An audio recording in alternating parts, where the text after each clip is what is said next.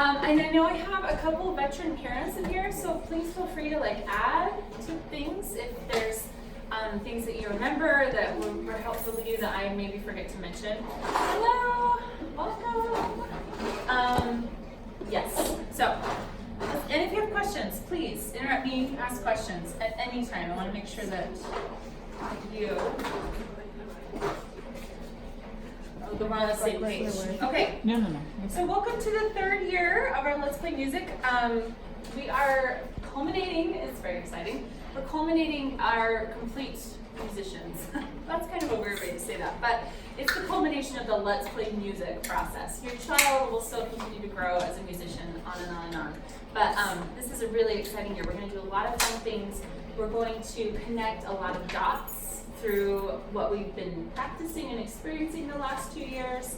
And also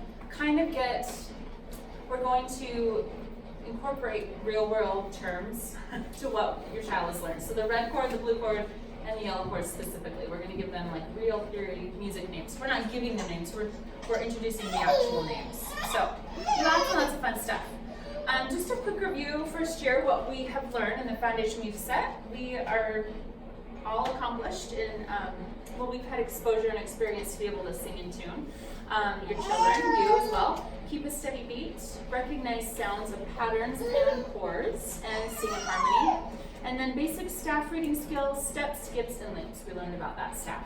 So, second year, we learned the keyboard. We transferred all of our skills to the keyboard. We looked at staff relationships, furthered our skills in note reading. Your children learn to self-accompany, sing and play at the same time. They evolved their notation, their music notation reading from chord maps to actual music notation, which is a big deal. They added chords to a melody, so at the end of the Yellow Arrow semester, they were actually playing two different things with their two hands screwed in. And then they learned, of course, to play with both hands. First, they were playing the same thing at the same time, and then eventually got a little more complex. Third year, we're going to just totally take off with that, and they will be playing lots of fun songs in no time. So, let's talk about this year. Maybe. Oh, there it is. It's all fancy. Okay, so our third year focus, we are going to now take the names that we know on the keyboard, and we're going to identify and transfer them all, and move my staff board, all to the staff. So they're going to learn treble and bass clef, all the lines and spaces of the staff. And as you know, there's a song that teaches it. I mean, maybe you didn't know that, but there's always a song. So that's going to be the first one you want to memorize. And it's probably the easiest because if you've had any kind of piano before, you know some of the little, I don't know if it's a mnemonic device, acronyms, is that what the word? Well, actually, probably. I can't remember the difference between those two things, but it's one of them. It's a way to help remember the letters of the lines and the spaces. So they are also going to continue sight reading and even improve their sight reading skills with Echo Edison, who they will meet midway through the year, not until January does he come out. But he teaches them how to improvise on a melody and really the beginnings of composition. So that's fun. They will take rhythmic, melodic, and harmonic dictation. And does anybody know what that is? Would you love to explain it? I can as well, but you might be sick of my voice. Okay, let me shut my door and I will explain. So dictation, and this is actually good to know. It happens in the first 3 to 5 minutes of class. So being on time this year is really important. If they are late, they are going to miss dictation every single week. It's the first thing we do. So try and make sure that you're timely. But dictation is, I'll play something on the piano. Sometimes it's focused on the rhythm, sometimes it's focused on the notes, sometimes it's both. And they actually figure out the clues. So they'll listen and they'll hear, do we hear steps, do we hear skips? We find all the things that we know, we write little clues on the board, and then they actually notate it out on staff paper. So it's a really great skill, and it's one that takes time and practice. So that's why we do it every week, and it's also why it's important to be on time to class. They'll still be great people and great musicians if they miss it, but it's a cool piece. You want them to get that. They will learn to play chords in 5 different keys. We call them the magic keys. pull hard. It just kind of is heavy. There you go, Larry.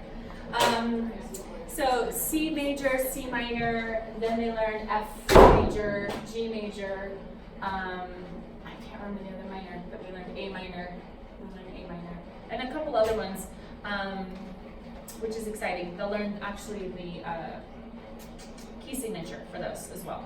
They will transpose beginning level pieces. Transposing means taking a song that's written in one key, for instance, maybe it was the key of C, and you change it all to the key of F. So you move all those chords into a different key. And they actually do that without writing it out, and then we write it out as well. They'll learn real rhythm names and counting. So instead of always using the bug names, we'll actually learn about quarter notes, half notes, stop half notes, things like that, and the rests. They will continue. They've already experienced musical form and expression through our puppet shows, but now we're going to label it and talk about how composers use different forms and why they do that and what kind of feelings it might evoke. And then they use that in their composition for themselves. They will learn chord theory and inversions. I mean, they know chord theory. We've been doing chord theory for 2 years, but we're going to label it for them, and we're going to give them the technical names for the chords, as well as the how to invert chords and what that means and all that good stuff. And I'm going to give you guys a little crash course on it tonight too. So, and then at the end of the semester, they will compose an original piece. So, does anybody want to just give us a little idea of how the composition process was for you, if you've been through the program? Does anybody feel comfortable just sharing, or maybe their thoughts as they were watching their child do the composition process? Anyone? We just we started kind of at the beginning of with my second child, because it was so stressful with my first child.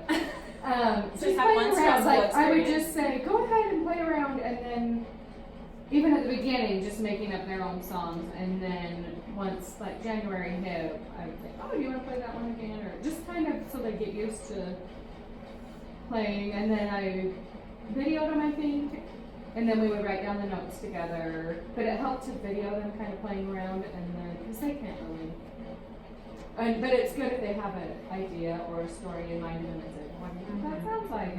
And it was a lot easier. And my second child is not quite as responsible, or she's kind of, I do not, but she's got some other great qualities. And it actually made easier with her than my childhood normally is really easy with stuff like that. So really? Just because we started getting concrete earlier.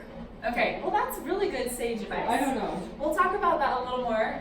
We're going to get into the compositions. compositions. Because Yeah, that's with the different teachers. and they've changed the way that we actually, across the board, do it. It's a little different maybe than your Are first. they composing from the beginning, or is this in a couple months?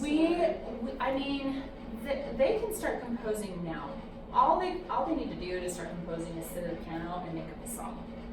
We're just going to notate a composition, so we don't begin that process until January, and not even until, I can't remember if it's week 1 or week 2. We start just exploring the idea of it in class. And there's some homework pages in the Orange Roots books that it's actually, in fact, I'll just show you right now since we're talking about it. It's called the Compositions Corner. And this is a part of the homework in Orange Roots. So we do a little bit in class. It starts, as Lara was saying, it starts very basic. We start thinking about, this is some notes for you guys, we start thinking about what inspires them, what do they love? I mean, Shopkins was a thing, Jurassic Park, trying to remember what Jackson wrote his about. This was the Pirates. Oh my gosh, it was so cute. And Hiram's was Video games. arcade stuff, video games. It was just so fun to see, this was easy. They come up with at least 3. And then if they want to write a little bit about them, that's great too. And then we take those ideas, they pick one, the one that they're inspired by most, and then that's their focus for their composition. So then they draw a picture about it, or think about what kind of story they want to tell with their Shopkins or their pirates or whatever. And then we talk about, this is all different weeks, by the way, it's not all in the same day. So another week we talk about what kind of sounds do you think a pirate would make? How would we do that on the piano? And they start exploring with how to make these different sounds with their instrument. And then we use inspiration from our puppet shows. For instance, we know the rain cloud in Waltz of the Flowers. That's where it gets minor and kind of mysterious. And so we talk about those things and what gives that feeling. And then they start to think about a beginning, a middle, and an end of the story. At this point, it's just still a story, and maybe they have sounds in their head, and maybe, hopefully, along the way, they're playing some things on the piano that they love. And then they come to a private lesson. The first one happens on week 6, so I will meet individually with them. I have a notation program that I use, and they just sit down and they play for me. And I actually do 2 things. I record it with my phone, because I cannot get in all their ideas. And I try to notate as much as I can, like while I'm sitting with them, but then I go through later and I add whatever I missed. And then once that is notated, it will be in some computer software, so I can send you a PDF of their beginning of their composition. They'll start to practice it. Oftentimes, they're shocked at how complex their composition is when they see it written out. Like they're sometimes writing in a key signature they haven't ever seen, but they understand the theory of how to do it on the piano, so their skills exceed what they've been exposed to visually at this point. And if that happens, I just say, just keep practicing what you know in your heart, because sometimes the music can be scary to them. But that's not always the case, sometimes. Anyway, so that's how it starts. Week 6, we do a private lesson. I give you the composition. They keep working on it at home. Think about how they want to change it. We talk about an A section, a B section, and then repeating that A section. And then we have another private lesson on week 11, and that's when we finish their composition. And I say we, but really it's them. They finish their composition. I'm there to be a guide. I'll say things like, oh, what does that character sound like? And then I'll wait for them to answer. And then I write down what they have. So these really are their compositions. I mean, that's the goal. So I don't want you to feel stressed about it, because it's just an opportunity. And I have had all across the board compositions. Some of them are 8 measures long, and some of them are 3 pages long. And it just doesn't matter. It's their piece of art, and art can be so different. So that's the beauty of the composition process. But mostly we just want them to be excited, and I want you to be excited. And just remember, it's their composition too. You don't have to do a thing. Like, they get to write it out. Well, I'll help them write it out, but they get to think about it, they get to do it, and if they don't do any of that process, even up to the private lesson, we'll figure some stuff out when they get to the piano.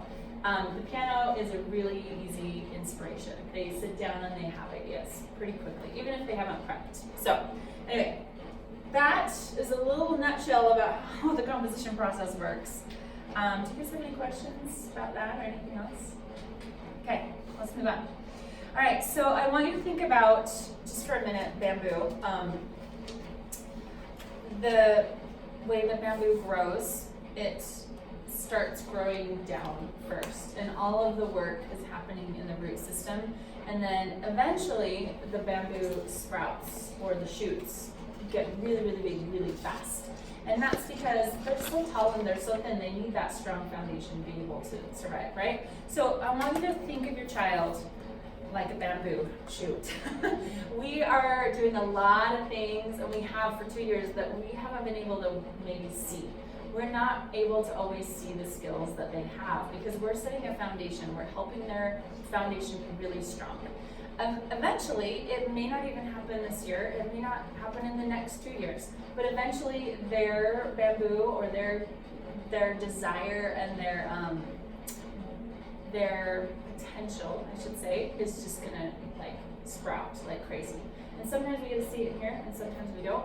But just remember that just because we maybe can't see what's happening doesn't mean there isn't something happening. The roots are growing. So that's actually why we are called orange roots. Everyone, I've had some kids say it's orange carrots, and I'm like, no, it's the roots. It's orange roots. Okay, so here's the things that are unique to third year. We have the same idea as always, in that we have a CD, we have a theory workbook. It's the small one here. The songbook, the format is just a little different. It's upright. This is how more advanced piano books would feel. So your child is going to be kind of excited to see that they're playing grown-up music. There's also more information in the book. The first part is a write and listen. This is what we do in class. This is the dictation. And there are certain songs that, well, all the songs, they have notes in them, things that you can do to make it easier or maybe advance it. And then, let's see what else is different. Well, there's a lot of things that are different, but just in terms of how the songbook is laid out. The front section is all technique, so those are like the scales and the things that help them build their piano technique. And then this second half of the book is the repertoire section, and it has a note here on page 14. You can read that at home, but I want you to be familiar with how repertoire works. There's a process and a way to introduce repertoire. There's songs that are at least a page, most of them. Sometimes they're two. So they're obviously not going to sit down and play the whole song the first time they look at it. We'll talk a little bit about how the practice process will work with you at home, and how to keep it positive and really effective, because we don't want to bite off more than we can chew when we're looking at new songs. Like, even an experienced pianist or musician doesn't do that. So that's the foundation we're going to set here too. And then we have the flashcards. And right now you have a set of purple flashcards.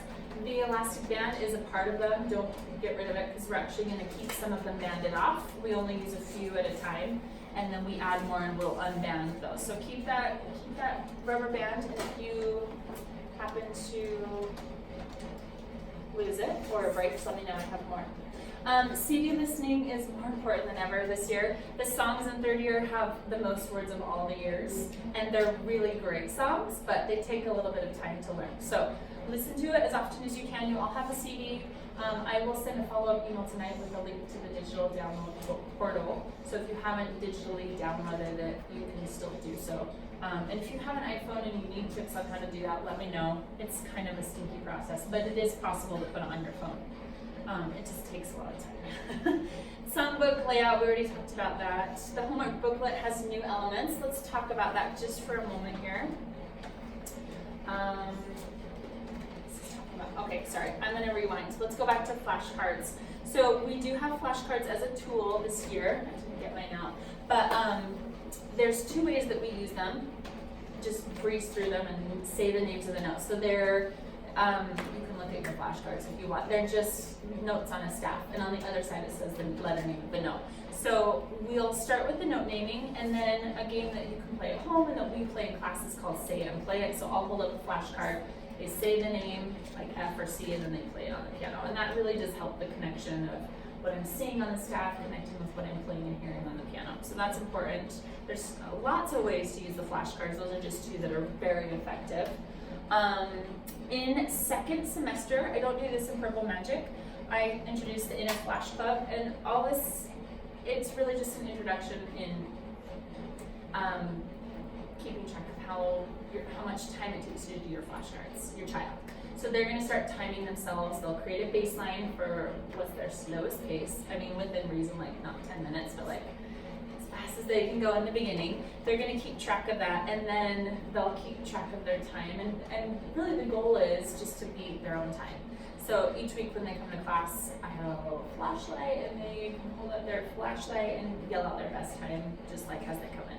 It's not a big deal, and I don't post it because I don't want them to be like competing against each other. It really doesn't matter, but I want them to be practicing them and improving upon their own fluency. I also have been introduced to a really great app that we are using in Presto. Like, it's required in Presto, but I think it's really great. Everybody should use. It does cost money though, so it's $4.99 in the App Store. It's called Note Rush. And it's super cool. You put it on a phone or an iPad or some kind of device, and so I was playing with it today. I put it on my piano. It's like the display on my piano, and then it asks me to play middle C. So I'll play middle C, and it has a baseline for what it's hearing. So then it will show me different notes on the staff, and I play them on the piano, and the technology interacts with what it's hearing. So it will tell me if it's right or wrong. It's really fun. I mean, I was like excited about it, and then yes, that is it. Note Rush, Noterush. So it's super fun, and I don't want to encourage like more iPad time, but it is a fun way to, it's good stuff. It will help with their note fluency. I would not introduce that until second semester though, because they won't know all the names of the notes for a little while. So that's something to do in Orange Roots, like January, or maybe even December. Once we know all of our lines and spaces really well, toward the end of the Purple Magic, they're ready for it. But it's just fun. It's another way to practice, and it has they can level up and they get timed, and it gives you little points. It's all the things that bring the dopamine rush from video games in a good way. Okay, so that's a little bit about flashcards. So how it works with flashcards and the reason we do them, their eyes translate the note to letter name, and it's just that process of seeing, connecting with what they're seeing, with what they're hearing, and what they're saying. Their brain will translate the letter into a white key, so we're only learning the white keys this year. I should have pointed that out. To some extent, we do learn the names of some of the black keys. And then the brain tells which finger to press the correct key. So this is when we're doing the say it and play it game. Or if you were playing No Rush, this is what would be happening. All right, let's move on. So we have Showtime this year. So let's turn to our theory book. I want you to look at week 5, lesson 5. It's on page 26. So this is new this year. If you look at the very top, it says, I'm so sorry, Laura, I forgot to grab your graph things. Thank you for grabbing them. Okay, so at the top it has the noteworthy, just like we're used to seeing. The very bottom, it's not a bullet point, but it's actually a little spotlight. That means that we're going to do a showtime. And all a showtime is a chance for your child to just kind of give me, it's really like a picture of where they are with that song. It doesn't mean they have to have the whole song perfected. We're actually not focused on perfecting and polishing music they're here. We're interested in exposing them to lots of different concepts and songs. And some of them will polish, but most of them won't. They won't polish the songs. Some of them won't. So anyway, what this means is it says Showtime song for next week. So when they come to class on lesson 6, they're gonna play Bounce and Roll. And they can do this in class. We do it right before we start. Or if you're a fan of Marco Polo, I'm on Marco Polo. Is that the app I'm thinking of? Yes. Send a video, right? Yes. Okay. Or you can text me a video of your child. Sometimes they feel more comfortable playing at home. So they can play, like during week 5, they could play Bounce and Roll at home. You can just take a 30-second video. It doesn't even have to be the whole song. I'm looking for, like in Bounce and Roll, I'm looking to see that they know the difference between legato and staccato. So I would need to see a couple measures of each of those parts, and that will make sense when you see the song. But whatever they're comfortable playing at that point, they'll give me a snapshot of where they're at, and then I'll make a note of that for their progress report. So it just helps me to see if they're getting the concept. Every song in the repertoire teaches a specific concept. So for instance, Bounce and Roll teaches staccato and legato, and we talk about that. Jingle Bells and Away in a Manger, those are teaching hand position shifting. That's way down the line. That was a huge jump from staccato and legato. I went to the very end of the book. Let's see, another Showtime. Forgetting all the songs. Halloween Night, that is a song in a minor key, so they're learning to play those black keys. Turkey in the Straw, they transpose the song from the key of C to the key of F. So they actually don't transpose it. It's written in both keys, and so I want to see them be able to shift their hands to a different hand position. And Song of Joy, I'm trying to remember what our focus is on Song of Joy. It's leaving my brain right now. Anyway, every song has a specific concept that I'm teaching them through music and that they're going to show that they learned. So that's the purpose of Showtime. It's just a snapshot of and not literally, I don't want a picture of their fingers, but it is a snapshot of where they are at that moment. So the little video or what they do in class is just a snapshot of one moment at a time. And they will still continue to improve, obviously. But it's just a chance for us to see and kind of chart progress. All right, so this is very similar to last year. We had the same progression scale. On the progress report, 4 is exceeding current age level expectation.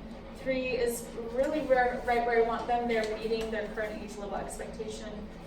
A 2 means they're approaching where they should be. They're not quite there, but with a little more time and attention, they will be. And a 1 just means they need more time and support. So this is how our progress report works, just if you recall. And then we want them to be about a 3.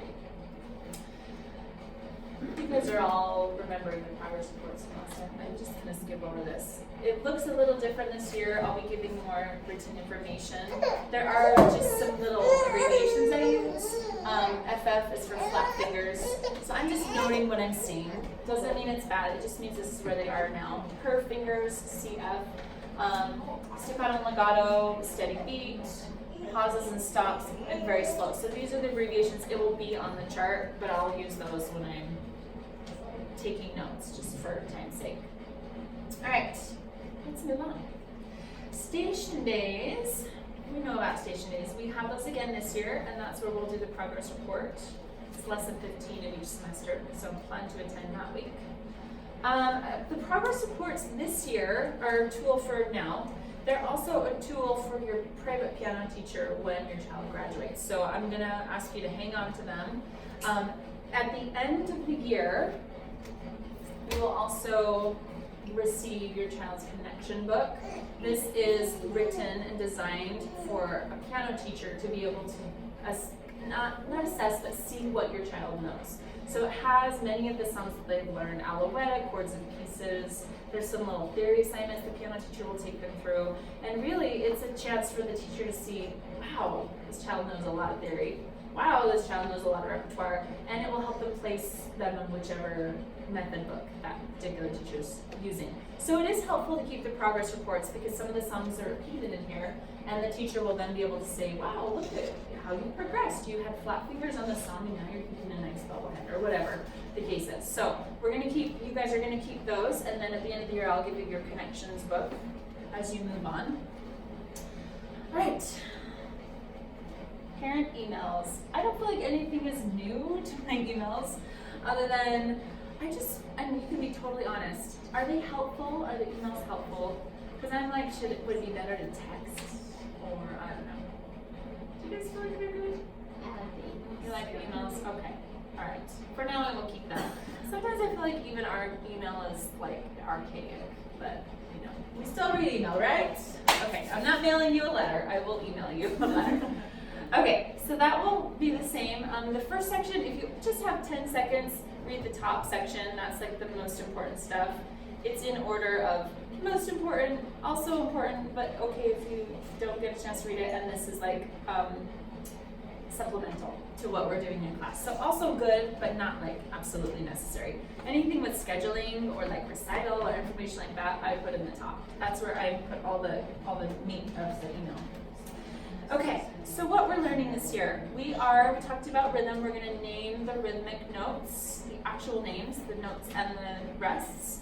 We're gonna learn chord theory and composition. So I wanna just go through rhythm really quick. Okay, sorry, I just lost my train of thought. So this looks a little different than what we've learned. I'm just gonna break it down. The whole note, we haven't even labeled it yet. We don't have a bug that's a whole note, but we learned that the whole note is the song, in the song Bill Grogan's Go, 1, 2, 3, 4. That 4 count is our whole note. So we talk about that, and we label it, that's a whole note. There's also a whole rest, and it looks, I always tell the kids, it's like if there was somebody walking on the staff, it's a hole that someone could fall in. That's how I remember it. A dotted half note is, okay, so let's start with a half note. A half note is a slug. That's how we've learned it before. It gets 2 beats, and a half rest also gets 2 beats of rest, and a half rest looks like a top hat. So it's very similar to a whole rest, but it's flipped upside down. So if you're looking at it in conjunction with the line, it's on top of the line instead of hanging underneath. A dotted half note is a half note with a dot. It gets 3 counts, 3 beats if it's a note, and 3 beats of rest if it's a dotted half rest. And a dotted half rest looks like that top hat with a dot after it, or it can be a combination of a half note, half rest, pardon me, and a quarter rest. A quarter note, let's talk about that. That's a bug. We've learned it as a bug this far, so we'll know its name now. It's a 1 beat. Thanks, Melanie. How fun. And a quarter rest is the same thing. It looks different. It's like a little squiggle there.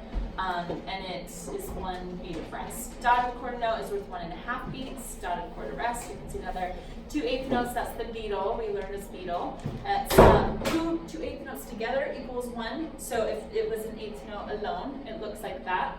The song says, a beetle is 2 eighth notes joined together, pull them apart, and then they see the arrow feather. So that's, the song says that. Anyway, an eighth note actually gets a half a beat. If there are 2 together, they get 1 beat. And then there's an eighth rest. And a quarter rest is equal to 2 eighth notes. So we're gonna learn all that this year. And that song has a million words too. That's another one to start listening to right away. But it's so good. It's so good, you guys. Lots of words, good stuff. Okay, let's talk about chord theory. So I'm going to pop this up here, and then I'm actually going to move, because I want to teach you chord theory. So, does anybody have any background in theory, or is this, like if you look at this, are you like, oh, I don't know what this is? And all the answers are good, because we're going to learn it. But I just want to like kind of know. Okay, so, all right, everybody just turn over here. So, you don't even have to move at all, just like turn your little heads. Okay, so last year we learned that when a chord is stacked up nice and neat, it's a, do you remember the color? Red chord, yeah. And we call this a perfect snowman. So we always focused on the shape of the chord. In third year, we're not worrying about the shape anymore because the shape is going to change. What we want to focus on are the pieces of the chord, which is why we so geniusly have been singing chords and pieces as well. So the red chord we know is built of do, mi, and so. Do, mi, so, and it's stacked up nice and neat. This is called a root position chord when it's stacked up like a snowman, like in the theory world, it's a root position chord. So when a chord is in root position, that means there aren't any gaps. The bottom note is always the root of the chord. So if we know our lines and spaces, which we do, we're going to learn. Well, we know this one, it's middle C. So this is actually a C major triad, or C major chord, right? So that's what like the music world calls it. The blue chord, we learned as a top-heavy snowman last year, right? So we want to focus on the pieces of the blue chord. We have do, fa, la, and that top-heavy chord leaves a gap in between. So when we see a chord like this, it's not in root position because there's a gap. So all we have to do, well, we want to create it we want to invert it to root position because then we'll be able to find the root name of the chord. So we're going to take this C, we know this is a C, and we're actually going to pop it up to this note, which is also C. So I just inverted the note. I brought the C from the bottom to the top. So now the pieces are the same, right? I had a do down here, and now I have a do up here, the both C's, or I had a C here, and now I have a C there. But I inverted it, so now it's stacked up nice and neat. And now that it is, it's in root position, and I can figure out the root name. So this is, if I had a treble up here, that would be good. This is an F. So because it's in root position, I know it is an F triad, right? So the blue chord is actually an F triad. The red chord is actually a C triad. The pieces tell us this. And this is only when it's in the key of C. Because as I said, we're going to learn different keys. So first we start with the key of C. The yellow chord we know is bottom heavy, so this is not root position because it has that gap, right? So same thing, we're going to focus on the pieces. T, re, so, or B, D, G. So I'm going to take this B, or T, and I'm going to pop it up top. Now I have D, G, B, or re, so, T, but there's still a gap, so I have to invert it again. I'm going to take this D, and I'm going to pop it up top. So, T, re. So now it's in root position, right? And does anybody want to tell me what the name of this note is? G. So this is a G triad. So we're really working with, all these years, a C, an F, and a G, and that is cadence. Yeah. So colors are great and they have a place, and we teach them because it's so effective to getting it in their brain. That sensory experience of seeing the color and hearing the color and playing the color, it's really powerful for the kids. Now we're just labeling it for them. So this is a C chord, this is an F chord, this is a G chord. So I'm just gonna fill in here a C major scale. This is C, then we have D, we have E, F, G would be here, A, B, C. So that should, I mean, other than it's like hollow notes, it should look familiar. Do, re, mi, fa, sol, la, ti, do. We've learned that since like day one of Red Balloons. So we also learned in first year scale degree numbers. So C, this is the first scale degree. This is the second, the third, the fourth, the fifth, the sixth, the seventh, and then this is technically the first scale degree again because it's also a C, so it's now repeating itself. So another term that you could call these chords in using music theory is this is a one chord because the root is the first scale degree. The F chord is actually a four chord because F is the fourth scale degree, only in the key of C. And G is the fifth scale degree, so this is a five chord. So if you're familiar with like guitar tablature, that's how it works. It says Roman numerals like 1, 4, 5, or it will say different chords. I'm trying to think, is there another instrument that does that? Probably ukulele. Yeah. Anyway, it's how all of the music notations marry together. When we know all these concepts, we now know the letter names of all the notes. We now know the number, that's not scale degree name, and we now know how to label that into chord theory. So this is really, like, this is big stuff. This is the stuff that I learned in college. Your kids already know all of it. We're labeling it now. So we're really just playing with the red chord, the blue chord, and the yellow chord, and we're going to label it. So what we do, and how we kind of introduce this on the piano, we start with our red chord, and we actually invert it on the piano first. So we use little counters, like little, I'll give them red pieces to put on the red chord, and then I'm going to have them take their red piece from this C and pop it up to the next C, and then they'll play it in the next inversion. So this is the C chord in first inversion, and then they'll do it again. They'll move E up here, and they'll play second inversion, and then they'll come back to root. So we play Old Paint. Goodbye, old paint, I'm leaving Cheyenne. All of those inversions work with that song because the pieces didn't change. So they all sound good, right? Like it wasn't like, goodbye, old paint. Oops, I played paint, I'm leaving Cheyenne. Like I didn't change the chord, I just rearranged it. And that's why it works. Because the pieces didn't change. The shape changed and the level of the pieces changed. Some of them are higher and some of them are lower, but the actual pieces don't change. Any questions? That was your crash course. We're not going to even talk about this until January, and we will definitely break this down. Obviously, I'm not going to do this all in class for your kids, but I want you to know where we're headed, and just take a breath and not worry about it, and just have it in your brain for later. All right. So the red, blue, and yellow become 1, 4, and 5, and we do label. I did not do that. I should have done that, but we do label them with Roman numerals. Anyway, we will do that in class. Okay, let's move on. And we really did talk a lot about compositions. I'm just going to see if there's anything I missed. We talked about performing them at the recital. Yeah. I also publish a composition book every year. It's super fun. Let's see if I can find one.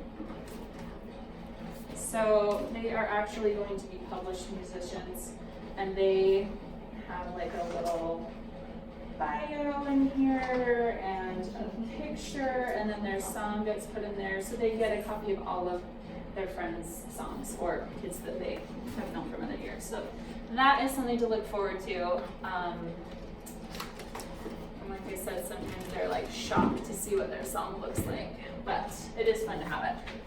All right, let's move on then. this is my chance to breathe.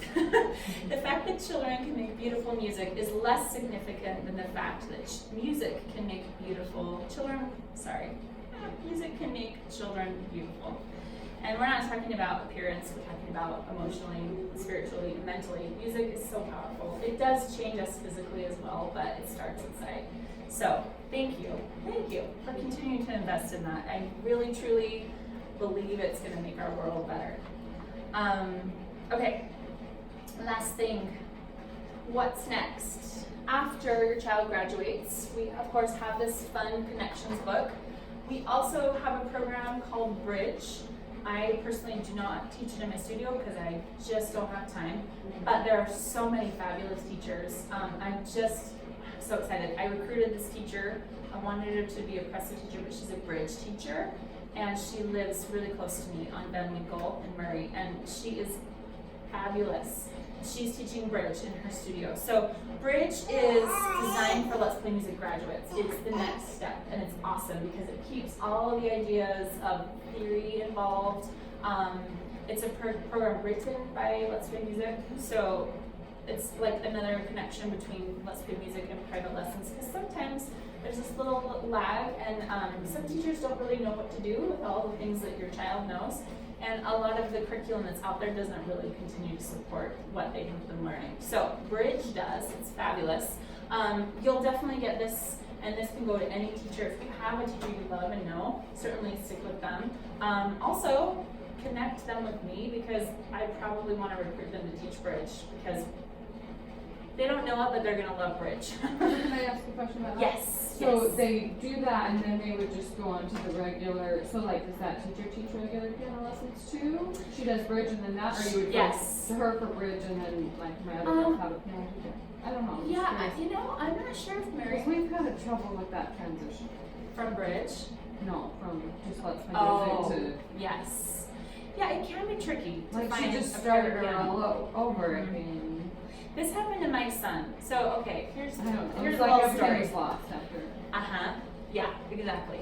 So my son, he graduated Let's Play Music, and I put him with a teacher who actually, I love her. She is one of my clients. She brings her kids to Let's Play Music. So I didn't really think that I had to explain. Like, I gave her this book, and I didn't even say anything more about it. I was just like, go for it. And she was like, I think we're gonna put Simon back in primer book. And I was like, whoa! And I was like, wait, why? So we talked a little bit, and she's like, I mean, most of it was my son. I'm not saying it was your kids, but he was like, he just didn't Well, it want to was do my anything. second, He didn't want to show her what he knew, because then he would have to like step up a little. You know what I mean? Yeah, I think that we have a similar situation. So And it was after summer, so she had forgotten, but then it was like, this is Yeah. too easy for you. yeah. So we talked, and we eventually found a better landing place than like the primer books. But I mean, But no, so that's good to know about the this is designed to help the teacher assess. It's an assessment tool. I don't know that all the teachers So will the use the whole teacher's thing. willing to use it. It depends on if the teacher's willing to use it. We do have teachers that are like connections trained, so they are aware of what connections is. They do like a 2 or 3 hour training online, and it teaches them what Let's Play Music is really, so they understand what they're getting, like these gems of students, because really they're awesome students.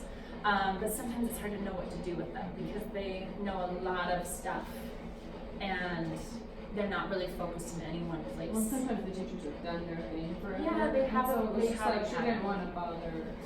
I mean, she's fabulous for my older daughter, but Yeah, it's true. Sometimes they have a model that they want to follow. And a lot of teachers don't even want to take our graduates because they like to start them from the very beginning, kind of molding and shape them. So you have to find the right teacher. Bridge is a newer program. It's only been around for about I think this is the second or third year. So I would say find a Bridge teacher if you can. It keeps them in group lessons too, so there's that peer involvement. Do you know? How, is it just a 1-year program though? I think Bridge is 2 years. Oh, it's 2 years? I will find that out and ask and let you know. Okay, cool. And I would love to so it's teach it. not like a private. It's No. No. a class thing. And it's like 4 kids. It's smaller. It's very similar to how we run Presto. the only difference is there's a section where the teacher works individually within that hour with each child. In Presto, we don't do that. We're in a group the whole time because they're getting Let's Play music for the first time. But in Bridge, they have these like self-directed activities that they do while the teacher works for 10 minutes with each child. So they get an hour group class, and then they also get one-on-one attention. And if you, I mean, I love private piano, but like half an hour is usually the lessons. And it's just enough time to kind of hear what they've played, give them a new song, help them sight read through it, and that's it. And you're really out of time. I've taught private piano lessons. That's all I could do. I always had intentions to do theory and things, and sometimes we got to it, and sometimes we didn't. So I love the idea of a group class because it's more time. Bridge is an hour. It's a better situation for the teacher because she's able to use her time more effectively and also monetize on that. So I feel like the teachers are, I mean, the program's awesome, the training's awesome, the caliber's a little different for a Bridge teacher. So that is where I would love for you all to take your kids. But in a perfect world, there'd be lots of Bridge teachers, and there's not right now. Hopefully That's there really will. helpful though. I thought it was just a book that you handed you. No, it's like a program. Yeah. Yes. I was gonna say, does Let's Play Music have like a suggested program outside of themselves that they're like, oh, this fits our students really well? Does that make sense? So that the teachers don't have to figure out Yes. on their own. Favor books. I know. I'll ask. I mean, I don't know I if it's can't. until next year. I just Yeah, wondered I if- can't remember off the top of my head. There are some that like, there are private teachers that have now come to Let's Play Music that have said these are ones that marry really well. I just can't remember, so I'll have to find out and let you know. That's a great question. Also, if you know anybody that is a piano teacher, like if they're interested, I would just love to fill the valley with more Bridge teachers. We need more Bridge teachers. So if you know a fabulous teacher that might be interested, let me know. I would love to talk to her about it. And or again, maybe it's a guy. Anyway, I do know of a few, and this is all a rumbling rumor right now, but there is a rumor that year 2 of Presto could also be year 4 of Let's Play Music, so that might happen in the future, because it's a lot of new stuff, and Presto's so fun. So excited about year 2. Anyway, that could be also in the future a landing point, but I don't know if it will be this year. We'll see. Sorry, that was a lot of information. Don't stress about this right now, but we'll get closer. All I want you to think about is like maybe you start looking for a piano teacher. It sometimes takes a long time to get in with a good teacher. So get on waiting list now. I would love for you to give me your teacher that you're working with contact information. I would just love to. I won't annoy them. I'll try not to annoy them, but I would love to communicate with them to let them know what we're doing and help them be ready to take your child and whatever that looks like for them. Okay, find piano teachers now. Not for now, for the end of next May, but you want to get on their list now. It takes a while sometimes.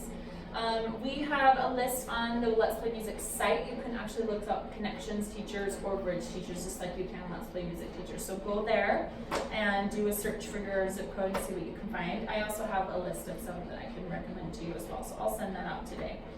And then we talked about the connection materials, songbooks.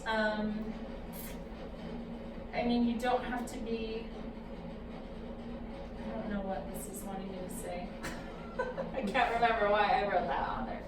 Immediate contact with the new teacher. I guess just whenever you have a connection with a teacher, I would love to make contact with them. You be in contact with them. Also, like, keep emailing them every few months because sometimes teachers lose their waiting lists. I have done that before, and it feels really bad when you forget about a person. So keep yourself on the forefront of their memory. Okay. In class, we're going to do lots of learning. You, as the parent, you only come every 5 weeks again.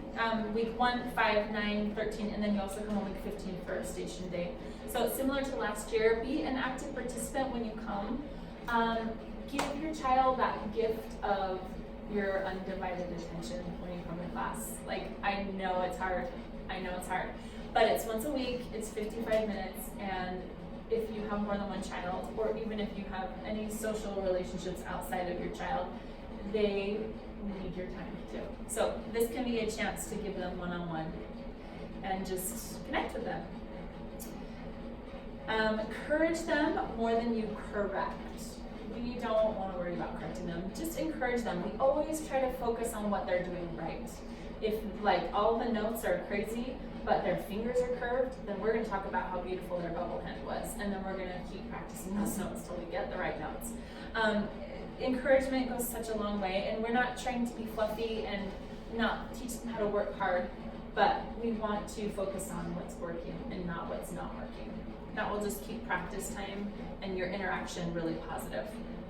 At home, sing along, listen to the CDs, read my email. Remember, music is fun. It should be fun. As we know, sometimes practice can be a challenge. Try and keep it positive. Acknowledge how they're feeling. Most of all, acknowledge how they're feeling. If they're frustrated, acknowledge it. We don't need to brush over that and like be Mary Poppins. We can acknowledge their feelings because that's what they want. They want to feel heard. And then we can try and help them focus the energy somewhere else. And if it's not working right then, stop practicing and revisit it another time. Touch on each activity when you practice. Active and passive practicing. We're going to skip that. Okay. And I actually want to move on because I really want to get you guys out of here, but I want to talk about this last part. So, practicing techniques, we always start one hand at a time. Always, always, always.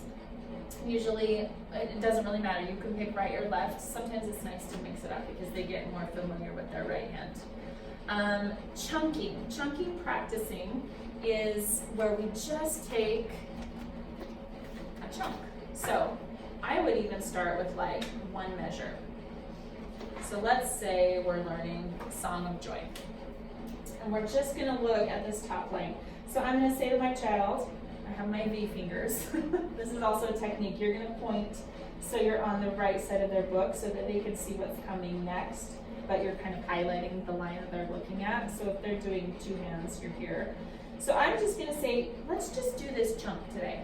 And we'll figure out, we'll sight read these notes. They most likely, well, we've done it in class. We don't ever just like cold sight read at home. We've done it in class. Whether or not they remember is another thing. So we'll review the notes, and then I'm just gonna have them play that first chunk. And actually, the research shows that it takes about 21 repetitions to get a little chunk of whatever it is, music or lots of things. So, like, you can make this into a game. You can give them like little, I don't know, beads or something they can move every time they play that measure and play it 21 times. It doesn't all have to be like, right, one after the other, but 21 times of this measure is gonna take maybe a minute, maybe a little more. It shouldn't take forever. It shouldn't take 10 minutes. Once they have practiced that and they're really secure with like the fingering and they're getting it right, then we add another chunk on. So each day, I mean, you may decide your chunk can be a whole measure. You'll just have to gauge on what your child is doing, right? A lot of these are repetitions. So like, if I was learning part 2, for sure the first measure or the first phrase, line, whatever I'm trying to say. I don't know what it's called. Anyway, this first section would be the chunk I would choose because it's only 4 chords, right? And then we'll do this chunk. We don't move on until we feel good about that chunk.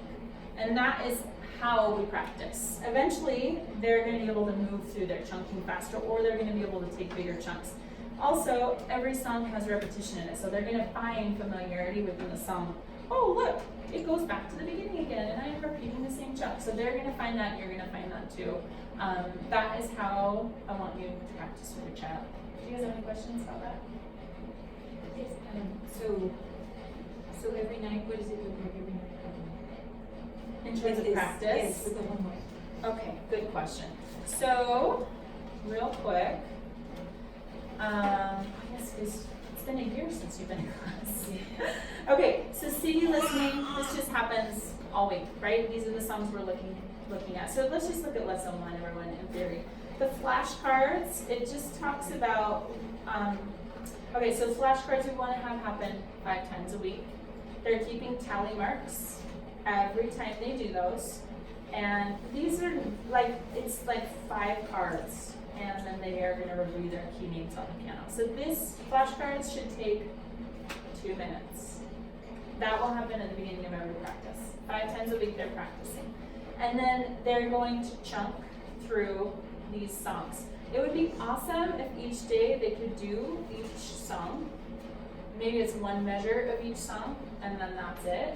And then maybe the next night they're doing 2 measures of each song, and that's it. Eventually they'll be able to go more.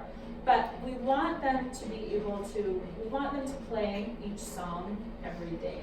It's not like Monday, Tuesday, Wednesday, Thursday. So they really should be touching on a little bit of each song every practice session. They are going to practice 5 times a week. It could be morning and night. That could count as 2 practices. As long as there's 2 hours between, the brain will recognize it as a different practice session and build on that. It's a better habit to just do it daily. It's just better. But if you are behind or whatever, that's a way to do it too. So again, I want your child to tally. I want them to be responsible for it, and then you're going to initial whatever they do at the end of the week, right? And then they also have theory. This happens once a week, and it shouldn't be anything that, again, takes them very long. Practicing should be 10 minutes in the beginning. At the end of the year, we'll get closer to 15 or 20 because the repertoire gets a little more challenging. Don't ever extend it beyond 20 minutes. That's sufficient for their age. Yeah? Any questions about that? Great question, Eve. Thank you. Thank you. Okay. So we talked about V fingers, parent duet. Oh, this is just fun. You can play the left hand with your child while they're playing, or vice versa. Also, if they're super frustrated, have them teach you how to play it. Instead of you trying to help them play it, maybe you become the one playing and just let them be the blue fingers and help you chunk. That is still a very valid experience for them. Okay, what do we do with a child that doesn't want to practice? Consider the time. Maybe find a different time that works better for them. Are they hungry? Are they tired? Things like that. Consider their practice style. How do they need to move? Do they need to get up and move in between? Or, just think about things like that. And then consider attitude, and this isn't your child's attitude, because as we know, we don't get to control that. But we do get to control our own. We get to choose our attitude. So consider your attitude. How do you approach it? You're most likely they're going to notice how you feel about practicing, and they are going to model that somehow. Okay, and we already talked about this. I don't want to go over it again. First, we usually do the right hand, but we play the first hand, then we add the second hand. Playing with hands together is the last step of the song. Practice conversation. Empathetic answers can alleviate and vent frustration and encourage your child to keep trying. So I touched on this briefly before, but just acknowledging how they feel, have a little empathy for how they're feeling. It's hard. 3rd year is hard. Some of the music is fun. Some of it may not feel fun. And all of it might feel hard. Or maybe not. It just, who knows? It's different every day. But whatever they're feeling, have empathy for that. Try and empathize, and then encourage them to keep trying. Because we can do hard things. All right, and we just kind of went over this. So I'm going to skip over this slide. Oh, I'll tell you about the symbols. That just means it's a parent week, so that also will tell you in your lesson. The notes indicate CD songs. The flashcards have another little symbol, and then these are the piano sections. So does anyone have questions about that? This is where your child will tally at the bottom. We want 5 tallies a week. Ideally, at least 2 hours in between practices is great. And then you're gonna initial. And I put this on the child. I don't know if they've told you, but if they say to me, "Oh, my mom forgot to sign," I say, "But it's your job to tell mom to sign it." So I hope you don't mind that I do that, but it is their responsibility. It's okay for them to have that. And it's okay if they don't get it. I'm not gonna be mad at them, but I just want them to know it's their job, not yours. Because you have lots of jobs. In Orange Roots, let's see, it just gets a little bit more hefty there, which is why we get up to 20 minutes. You'll see in the flashcard section there's a part where they're recording their time. We don't record time until Orange Roots with the flashcards. And in the repertoire, it has a little show time down there. Not sure why they don't do that in Purple Magic. Maybe they do. Anyway, it's on this one. So, Showtime is there. Showtime is also up there. I love it actually when I get texts of the Showtimes because then it means we have more time in class. So if we don't have to do Showtime in class, it's a good thing. And my policies, nothing real new. Parents attend lesson 1, 5, 9, 13, 15. Please be on time, beginning and end. I have classes that run back to back. So that is awesome if you're on time. I do my best to be on time as well. Okay, so I may have just like, what's the saying? I don't know. I have 4 o'clock, 5 o'clock, and 6 o'clock third year classes. I know. I actually thought it would be fine, and I didn't think about the parking and the driving side of it. So, I think it will be okay. We're just gonna have to be careful when you're pulling in. Like, try not to be super early because there probably won't be anywhere to park. And I will end on time. I don't have to do anything in my studio. I will end on time. That is my promise to you this year, especially.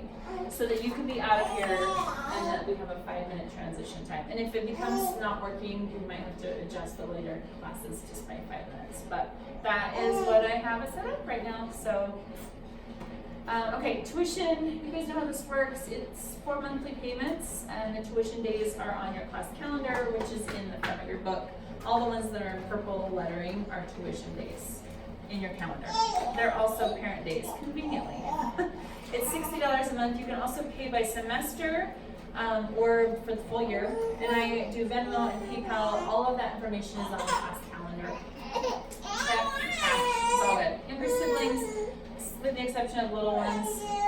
Although if your little one is demanding, not that I'm saying you, I know. I'm sorry. No, he's fine. But like maybe Wyatt would feel like, oh, she can't. No, he's In here it's fine. yeah, he's not. Okay. Awesome. I mean, he's so cute, but they need lots of love. And then if you can, turn your cell phone off or leave it in your car when you come to class. It's nice to be present. Your kids know when you're looking at your cell phone. They have this like ability to know. Okay, we talked about procedures. Nothing has changed. If you're gonna miss class, just let me know. If you can't come, please send your child anyway or find a replacement adult. Don't lose your tote bag. There is in the schedule, I forgot to mention this last night, but I am doing some training the first week of October, so I actually had to cancel class that week. So just note the schedule on there. I didn't take off a week for fall break this year either because I didn't want to take off another week 2 weeks later. And I had to do the training. So anyway, that is going to be a little different. We will end the week of December 19th, 17th, I think it is.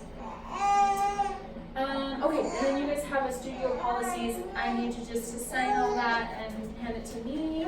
Make sure all the materials are labeled with Sharpie. Stick them in their bag. And I will see your children and you really in 2 weeks. A little less than 2 weeks. So no class next week. We start on the 27th. And then this is why we have carrots. But success is not always what you see. I love that. Like who wants the green of the carrot? I want the carrot. And that's what we're building, is those big fat juicy carrots. Thank you for coming. So are you gonna do a Google class? Or we're not doing it? No, I'm going to. I don't know how to do it yet though. I have the ambition to learn how to do that in the next week.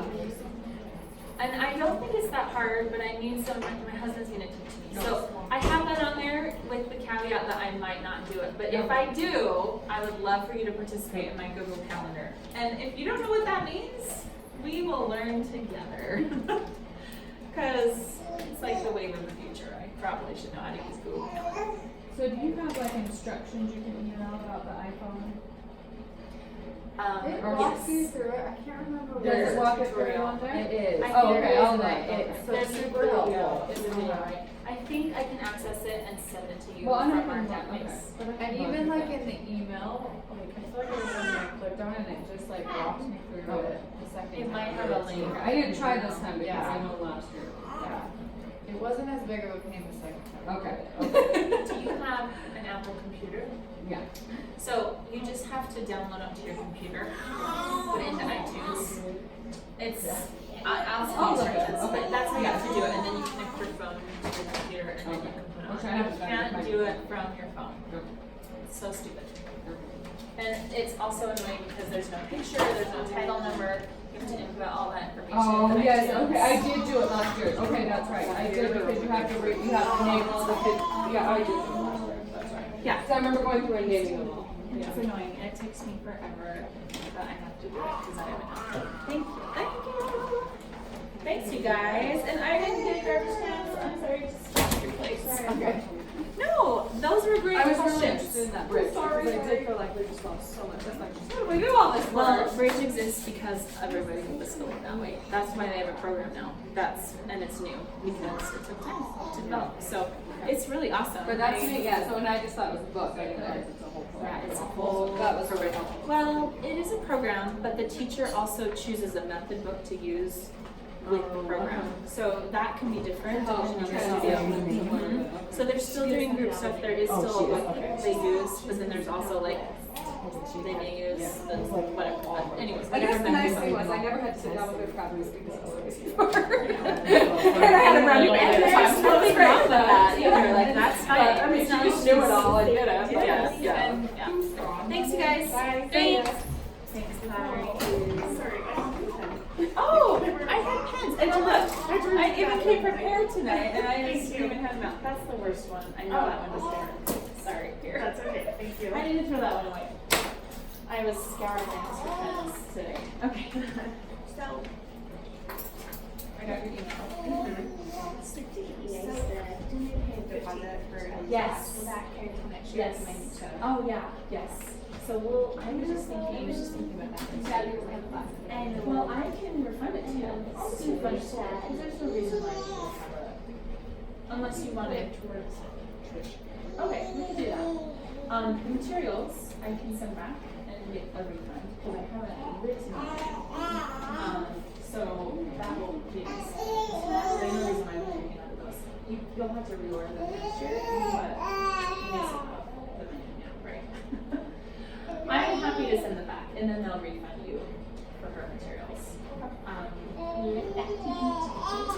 Yeah, I think that'll be good. And then I'm gonna use, I've been thinking about what I'm gonna use.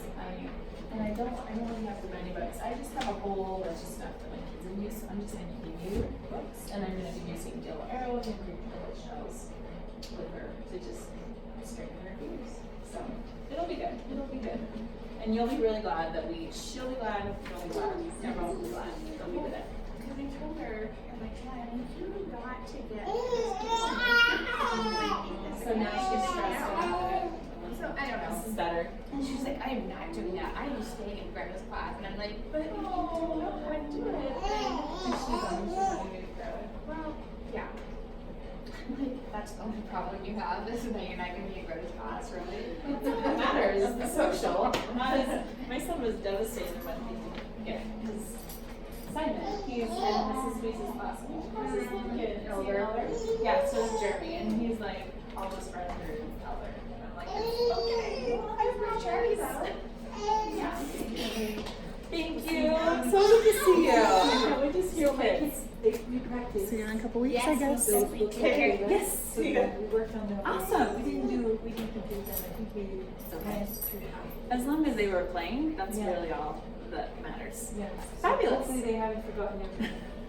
Well, everybody has a long summer, so we'll all be on the same ground and they'll catch up. Sounds good. Thank you. You're very welcome. Lynn, did you say you were going to email us the list of the bridge teachers? Yes. Your recommendation? Yes, I will send you all the bridge teachers I know, and then I will also send, there was something else, digital downloads, so Oh, if yeah. you want to put on your. Okay. Thank you. Take care.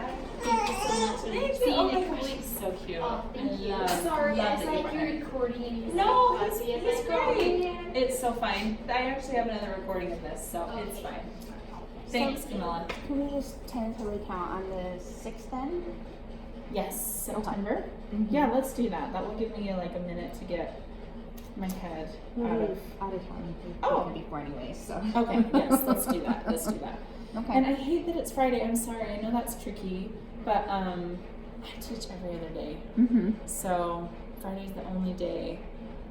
I teach at Well, it's the not gym an early on day Mondays. anymore, so. I know. Well, and I thought maybe we could do Wednesday, but Gabe and Ian have guitar and drums at 2:30 Mhm. to 3, and then I bring them back here. I teach Presto at 4, Mm-hmm. so I was like, maybe I could fit Ellie in at 3:30, You need to but stretch yourself I out. think I would be in that case. Mhm. So anyway, Yeah. it's the only time I have. Do you want me to take Greta's to her? Yes. Oh shoot. I felt so bad for her because we went walking last night and I'm like, oh my gosh, did we overdo it? And she's like, no, I was fine last night. Is she not feeling well today? She's been radiation. Oh, that's right. I did know that. I just haven't heard from her at all, so I didn't. Anyway, I didn't know if she's out of town. Let me go listen for her.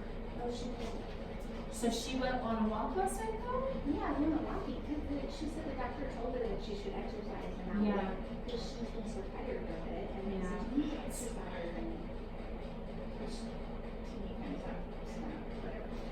Anyway, so It's probably more for like mental. So we went for a walk last night and she was really high and then all of a sudden when you're at 5:30 she texted me, she's like, I feel so sick Last night. like tonight. Oh. I feel so sick and I feel like I'm under Oh. maybe we should drive separate and I said, okay, that's fine. And So then she just.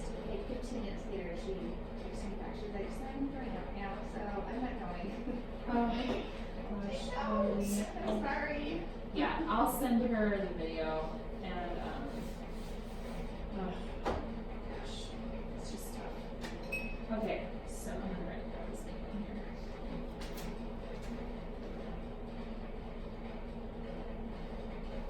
I just felt so bad because my kids have been over there so much this summer. I'm like, they should probably have them come over at my house. So, Well, it probably occupies her kids to have your kids there. I mean, I'm sure she would say something. Yeah, I'm sure it's fine. Otherwise, she would say something. But okay, thank you, Lara. And I feel badly that it's not going to be Greta. It's not going to be Greta's class, but I really do feel like this is so much better. Oh yeah. I don't want to push her through. I've done it with other kids, and it's just not fun for anybody. Oh, I'm so glad I saw this. These are your kids' certificates. I'm going to bring them by all summer. Okay. So certificates and Starburst. Okay. And this year, guess what? You might actually get to be at the recital because I do it later than the other ones. So it won't be your week of your vacation. Yes, that would be awesome. Awesome. Thank you for coming. And I will see you in a couple weeks.